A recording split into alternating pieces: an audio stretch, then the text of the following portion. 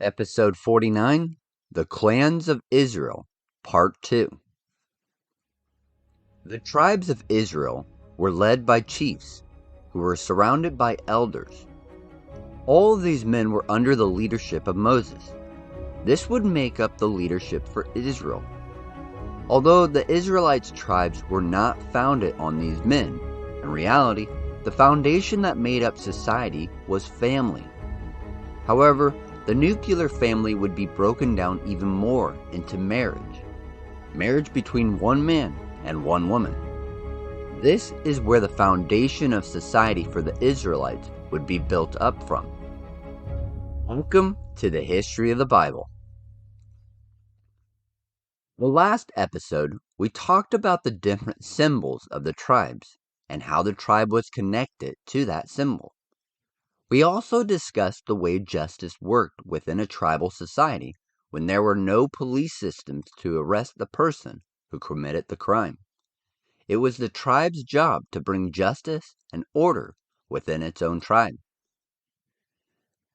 Now, when there was an issue that came up that was regarding the law, because all tribes were following the law given to them from Moses, the tribes would bring it to Moses to make a decision, or later on in history, they would bring the issue to the judges. This is why Moses' father-in-law suggested putting men over thousands, hundreds, fifties, and of tens in Exodus chapter 18. Before this suggestion, Moses was deciding on every issue that someone had. So instead of being the only one to do this, Moses' father-in-law suggested putting godly men over the tribes that would be able to make the decisions. This would empower the people to take care of their own needs within their tribes. Most likely, the way that Moses set up the justice system is that the tribe leaders were over the thousands, then the clan leaders were over the hundreds, the family leaders were over the fifties, and there were leaders within the family that would have been placed over the tens.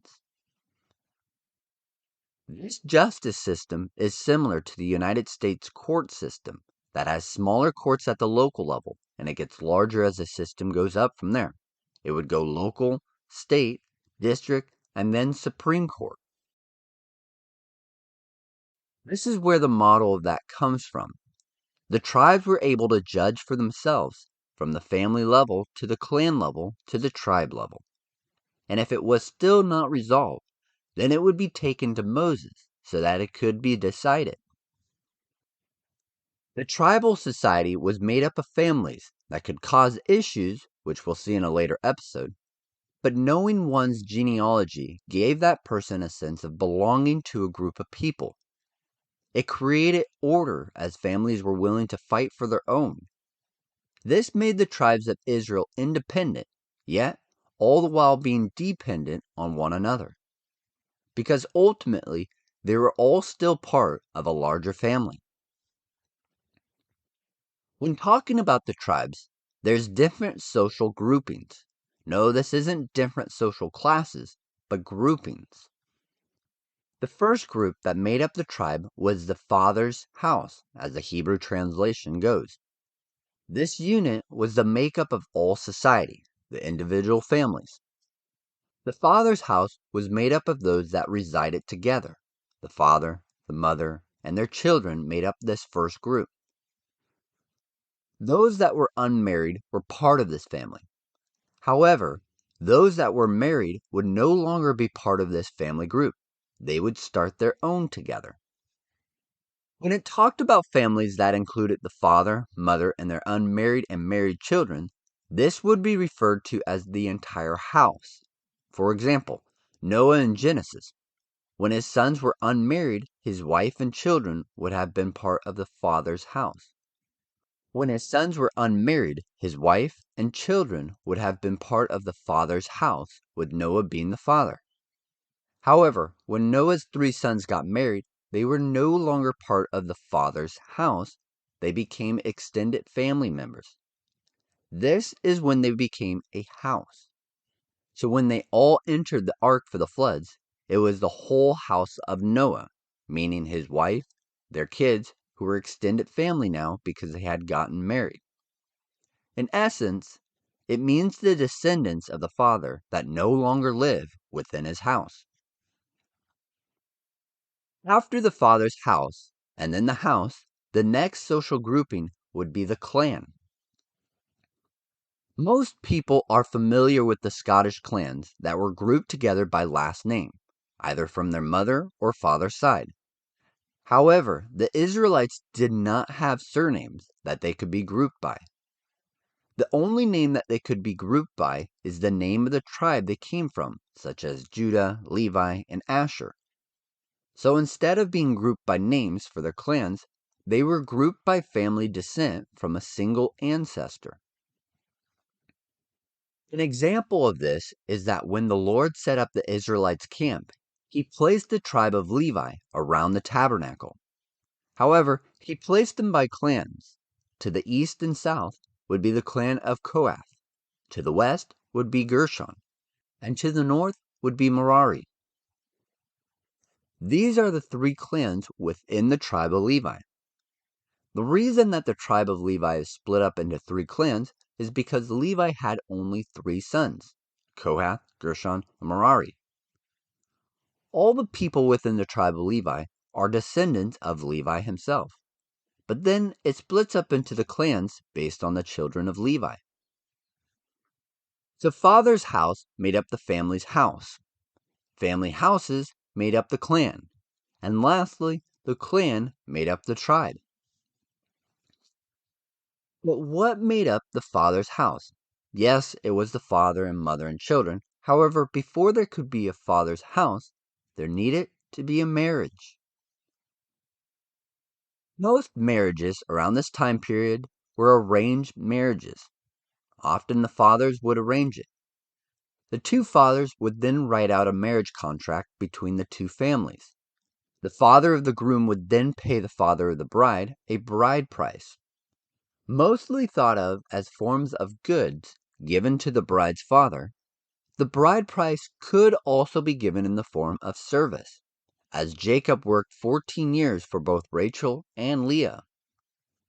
However, the bride price was most often given to the bride's father in goods. Depending on the area in which the Israelite woman lived, women were usually married between the ages of 13 to 18. The bride price was not a father purchasing a wife for a son, although it may seem like that. In reality, the bride price was given to the father of the bride because if the husband divorced or died, the bride price could be given to the wife so that she could take care of herself and their kids. Another thought is because the bride's father would be losing an important member of the family, the bride price would offset the economical goods that his daughter used to bring to her father's household. You see, in ancient Israel marriage traditions, the groom would go marry his bride and bring her back to his father's house.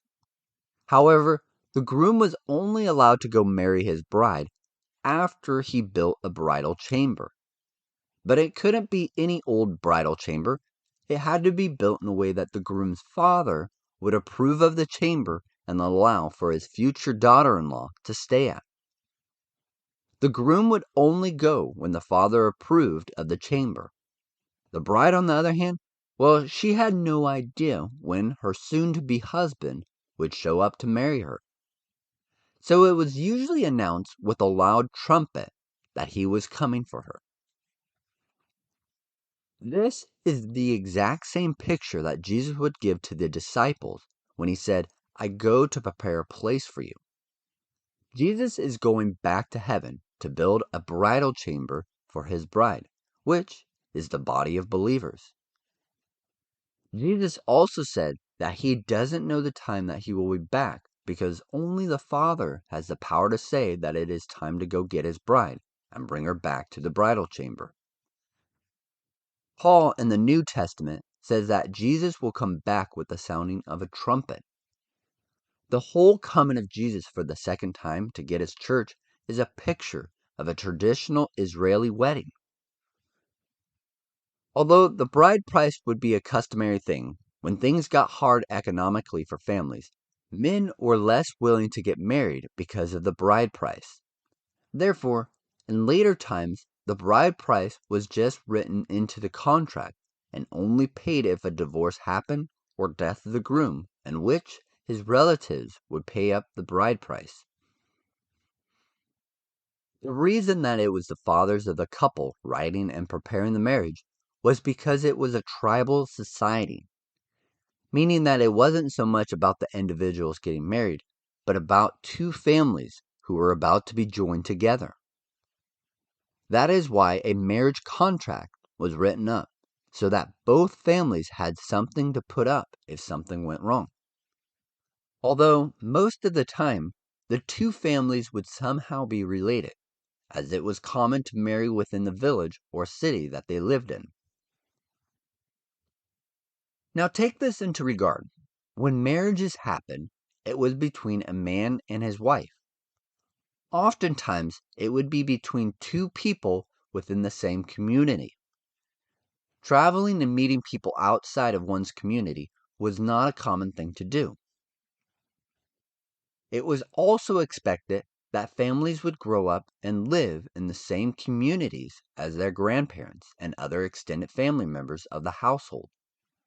Therefore, villages, towns, and cities were home to families. Over time, it would be bound to happen that most everyone in the community would be closely related. That is why we see in the Bible people marrying their close relatives. For example, Abraham married his half-sister. However, it was during this time, when the law was given to Moses, that the Lord changed that close of a relationship could happen. In Leviticus 18, the closest relative that was allowed to be married was a cousin. This type of marriage is what would make up fathers' households, which makes up the households. This, in turn, is the makeup of clans, and that would be the tribe. It all started with marriage between a man and his wife, and from that, it would be the foundation of all of Israel. The Israelites were all split up into 12 tribes that all came together because they were descendants of Jacob. Often, tribes like this split up and become separate people groups. But for the Israelites, they stayed together. In the future, this would make up the nation of Israel. And because of this structure of the nation, often the loyalties of the people would be tested. At this point in Israel's history, it doesn't come up too much. Every family is loyal to their family, clan, and tribe. Not to get too far ahead of ourselves, but when the Israelites received a king, would their loyalty be to the king and the nation, or to the tribe? But that is for another time. The leadership within the tribes was headed by the chief of the tribe. Then it would be the elders. This wasn't just a thing that the Israelites did. Most societies in ancient times lived out of this tribal society.